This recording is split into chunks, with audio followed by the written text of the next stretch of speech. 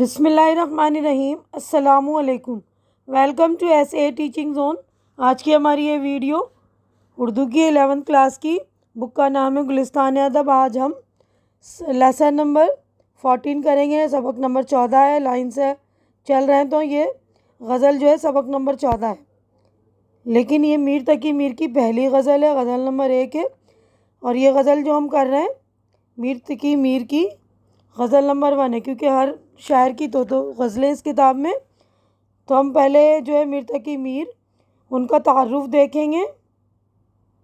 تو دیکھیے میر تقی میر 1722 سے 23 میں پیدا ہوئے ہیں اور 1810 میں ان کا انتقال ہوا ہے۔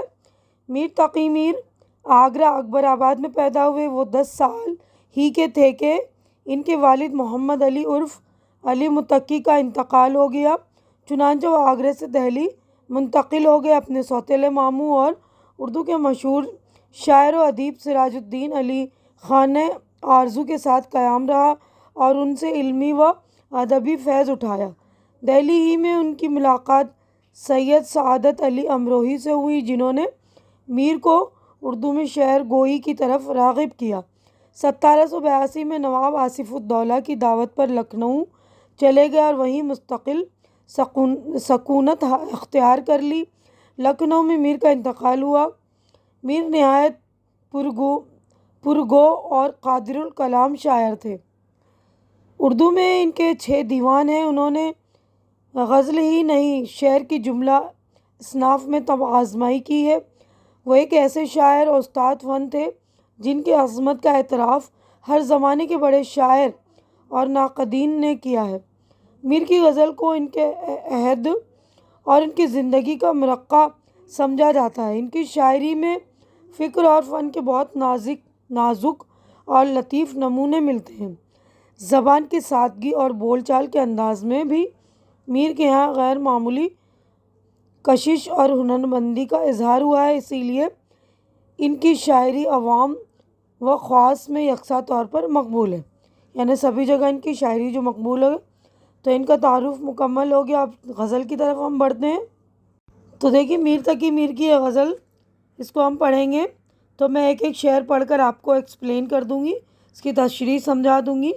تو سیاق کو سباق کے حوالے سے ہم اس طرح لکھ سکتے ہیں کہ یہ اشعار یا یہ شعر، ایک شعر دیا ہے تو یہ لکھیں گے یہ شعر ہماری درسی کتاب گلستان ادب میں شامل میر تقی میر کی غزل سے لیے گئے ہیں، یعنی یہ شعر جو ہے میر تقی میر کی غزل کا، اس طرح ہم سیاق و سباق کے حوالے سے لکھ سکتے ہیں۔ تو پہلا شعر میں پڑھ رہی، جس سر کو غرور آج ہے یہاں تاجوری کا، تاجوری یعنی بادشاہت کا، تاج و تخت کا، کل اس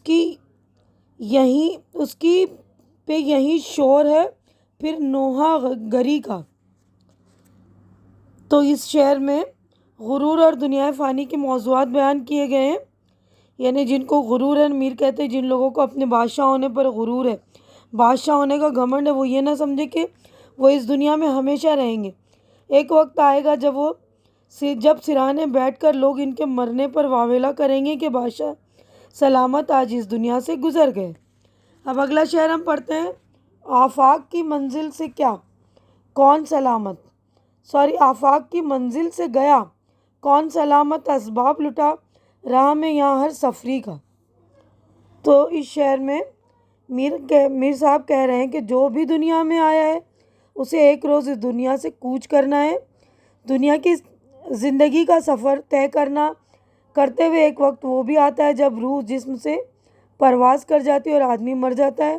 اس بات کو میر نے اسباب لٹا راہ میں کہا ہے، یعنی سارے اسباب، سارے جو بھی ہم کر دیتے ہیں وہ سارے لٹ جاتے ہیں نا، یہیں رہ جاتے ہیں۔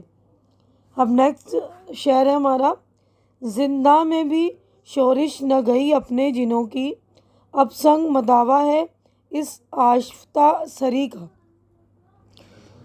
تو اس والے شعر میں میر کہتے ہیں کہ عشق میں ایک منزل وہ آئی جب ہم پر جنوں یعنی پاگل تاری سوار ہو گیا، اور ہم زندہ یعنی قید خانہ یا اپنے آپ کو اس وقت یہ کہہ رہے ہیں نا پاگل خانہ، یعنی ہمارے پر جنوں سوار ہو گیا، یعنی ہم پاگل خانے میں ہمیں قید کر دیا گیا کہ اس طرح ہمارے جنون میں کمی آ جائے، یعنی ہماری دیوانگی میں کمی آ جائے، لیکن ایسا نہیں ہوا، ہماری وحشت اور بڑھتی گئی۔ اب اس کا علاج یہی ہے کہ ہم کسی پتھر سے سر ٹکرائیں اور مر جائیں، یعنی مرنے پر ہی ہماری وحشت ختم ہوگی۔ اب اگلا شعر ہے، لے سانس بھی آہستہ کہ نازک ہے بہت کام، آفاق کی اس کا رہ گئے شیشہ گری کا۔ تو اس والے شعر میں میر صاحب کہہ رہے ہیں کہ اس شعر میں دنیا فانی کے ایک مضمون کو جو ہے تشبیہ کے ذریعے ظاہر کیا گیا۔ کار گئے شیشہ گری سے مراد وہ کارخانہ ہے جہاں شیشہ پگھلا کر مختلف چیزیں تیار کی جاتی ہیں، اور پگھلے ہوئے شیشے میں ایک نلکی کے ذریعے آہستہ آہستہ پھونک ماری جاتی ہے، جس سے وہ شیشہ سانچے میں ڈل جاتا ہے۔ اگر زور سے پھونک ماری جائے تو وہ پگھلا ہوا شیشہ پھٹ جاتا ہے، یعنی ایک اس کو حساب سے ہی پھونک مارنی ہوتی ہے کوئی چیز بنانے کے لیے شیشے کو پگھلے ہوئے۔ تو میر کے ذہن میں یہ بات پہلے سے محفوظ تھی کہ چنانچہ انہوں نے اس دنیا کو کار گئے شیشہ گری سے تعبیر کیا ہے، اور دنیا میں رہنے والے لوگوں کو کہا ہے کہ وہ احتیاط سے سانس لیں، یعنی اتنی بھاگ دوڑ نہ کریں کہ پھر سانس لینا محال ہو جائے۔ دوسرے معنی یہ ہے کہ دنیا میں جینا اس قدر آسان نہیں جتنا لوگ سمجھتے ہیں، زندگی گزارنے کے لیے بڑی احتیاط سے کام لینا ہوتا ہے، یعنی جس طرح کاریگری شیشہ کا کارخانہ ہوتا ہے تو کاریگر جو ہے احتیاط سے شیشے کا چیزیں بناتے ہیں نا، تو اسی طرح ہمیں دنیا میں رہنے کے لیے بھی احتیاط سے کام لینا ہے۔ اب آخری شعر ہے، ٹک میر جگر سوختہ کی جلد خبر لے، کیا یار بھروسہ ہے چراغ سحری کا۔ تو اس شعر میں میر اپنے ظالم محبوب سے مخاطب ہیں کہ اے محبوب، اب تو اپنے عاشق کی خبر لے، اس کا حال پوچھ، کیونکہ تیرے ظلم و ستم کے باعث اس کا جگر سوختہ یعنی جلا ہوا ہو گیا ہے، یعنی اس کا جگر جو ہے جل گیا ہے، اور نہ جانے وہ کب اس دنیا سے چلا جائے۔ چراغ سحری اس چراغ کو کہتے ہیں جس میں جلتے جلتے صبح تک تیل جو ہے برائے نام رہ جائے اور پھر وہ کسی بھی وقت بجھ جاتا ہے۔ تو میر نے خود کو چراغ سحری کی مانند بتایا کہ کب اس کی زندگی کا چراغ گل ہو جائے، اس سے پہلے اے محبوب آ کر اسے دیکھ لے ذرا اور مل لے اس سے، ٹھیک ہے نا۔ تو یہیں پر ہماری پوری غزل ہو گئی ہے مکمل، اور یہاں پر دیکھیے مشق ہماری شروع ہو گئی ہے نا۔ مشق میں پہلا جو ہے لفظ و معنی، الفاظ معنی ہے، تو پہلا لفظ تاجوری، بادشاہت، صاحب تاج ہونا۔ نوحہ گری، رونا، ماتم کرنا۔ تو یہ والا پیج ہمارا کمپلیٹ ہو گیا۔ نیکسٹ پیج پر ہم چلیں گے۔ اگلا جو لفظ ہے سفری یعنی مسافر، سفری مسافر، زندہ، قید خانہ جیل، شورش ہنگامہ خیزی، جنوں دیوانگی کسی چیز کی دھن، مداوا علاج، آشفتہ سری وحشت، کار گئے شیشہ گری شیشے کی چیزیں بنانے کا کارخانہ، ٹک ذرا جگر سوختہ کلیجہ پھکا ہوا غم زدہ، چراغ سحری صبح کا چراغ جو بجھنے کے قریب ہو، قریب المرگ یعنی جو مرنے کے قریب ہوتا ہے، اور چراغ سحری ایسے چراغ کو کہتے ہیں جو بجھنے کے قریب ہو۔ تو اب اسی جو ہے غزل سے متعلق غور کرنے کی بات ہے کہ غزل کے مطلب میں اگرچہ کوئی اچھوتا مضمون بیان نہیں ہوا، لیکن انداز بیان کی خوبی سے انکار نہیں کیا جا سکتا۔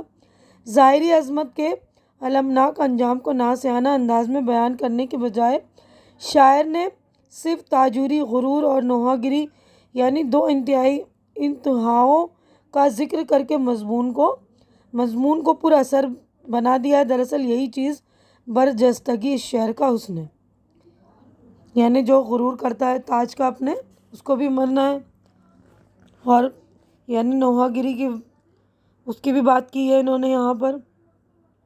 اب یہاں پر اگلا جو ہے تیسرے شعر میں شورش اور آشفتہ سری میں جو مناسبت اور جنون اور شورش میں جو رعایت مانی ہے، اس نے شعر کے حسن کو دوبالا کر دیا۔ مزید یہ کہ آشفتہ سری کے علاج کے لیے پتھر سے سر کو ٹکرانا خود جنون کی شدت کو ظاہر کرتا ہے۔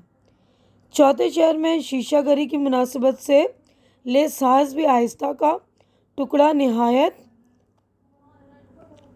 موضوع ہے، کیونکہ پگھلے ہوئے شیشے کو مختلف شکلیں دینے والی نلکی میں اگر زور سے پھونک مار دی جائے تو اس کا بکھر جانا یقینی ہوتا ہے، یعنی تیز پھونک ماریں گے تو وہ نلکی میں سے جو ہے وہ شیشہ پھٹ جاتا ہے۔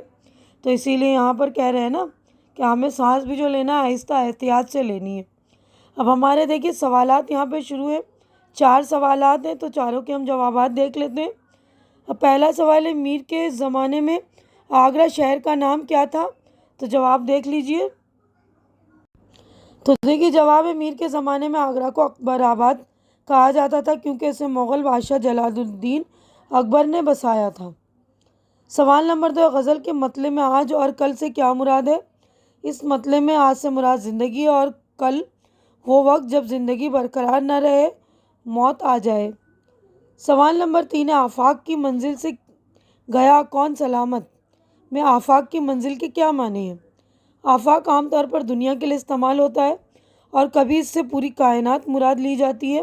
آفاق کی منزل سے مراد ہے دنیا میں زندگی گزارنے کا عمل، یعنی دنیا میں زندگی گزارنے کے عمل سے کون سلامت جائے گا۔ اب اس کے بعد ہمارا سوال نمبر 4 ہے، مقطع میں لفظ ٹک استعمال ہوا، آج کل اس لفظ کے بجائے کون سا لفظ استعمال ہوتا ہے؟ تو آج کل لفظ ٹک کے معنی میں لفظ ذرا استعمال ہوتا ہے، ٹک یا ٹک بولتے ہیں نا، ٹک ہے یہ لفظ۔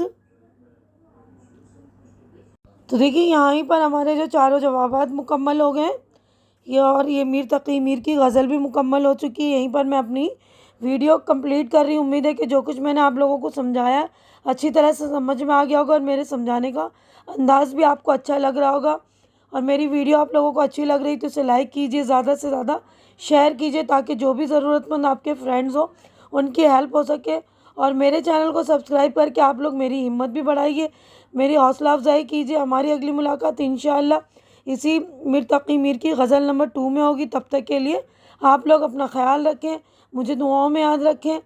اللہ حافظ۔